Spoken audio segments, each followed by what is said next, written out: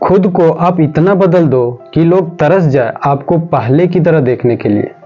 हर काम को टालते रहना ये सही नहीं है, क्योंकि जब समय गुजर जाता है तो हमें बाद में पछताना पड़ता है कि काश यह काम मैंने पहले शुरू कर दिया रहता तो ये दिन देखने को ना पड़ता।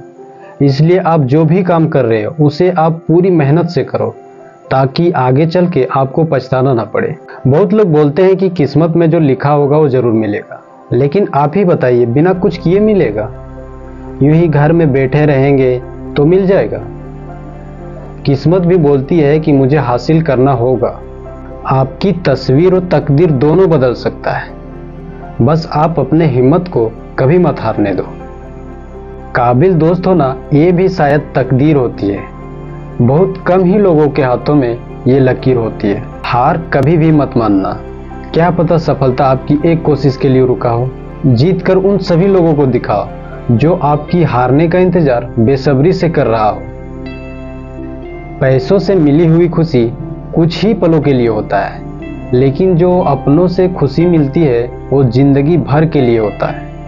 पैसों वालों को अक्सर लोग देखकर बोल देते हैं कि ये पैसे वाले, लेकिन उसने पैसा कमाने के लिए कितनी मेहनत की, कितना परिश्रम किया, वो लोग कभी नहीं देखते।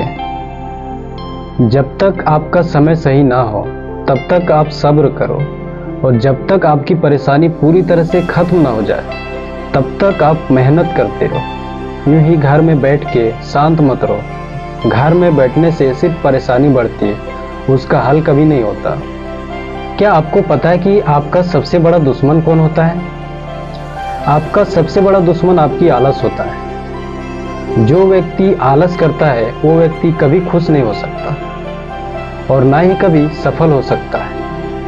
एक पिता अपने बेटे को स्कूल छोड़ने के लिए निकलता है, तो रास्ते पे जैसे क्रॉस कर रहा होता है तो क्या होता है, आगे सिग्नल होता है, तो उसके पिता सिग्नल को नहीं देख पाता है। बाय द वे वहाँ पे कोई ट्रैफिक पुलिस भी नहीं होता है।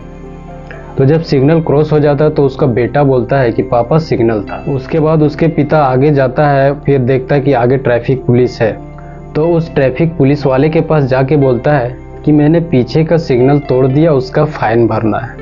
तो ट्रैफिक पुलिस वाला बोलता है क्या वहाँ पे कोई नहीं था? तुम्हें कोई नहीं देखा? तो उसके पिता बोलता है देखा ना सर, मेरा बेटा पीछे बैठा था, उसने देखा कि मैंने यह सिग्नल तोड़ दिया। और बच्चे जिस तरह से देखते हैं उसी तरह से सीखेगा ना।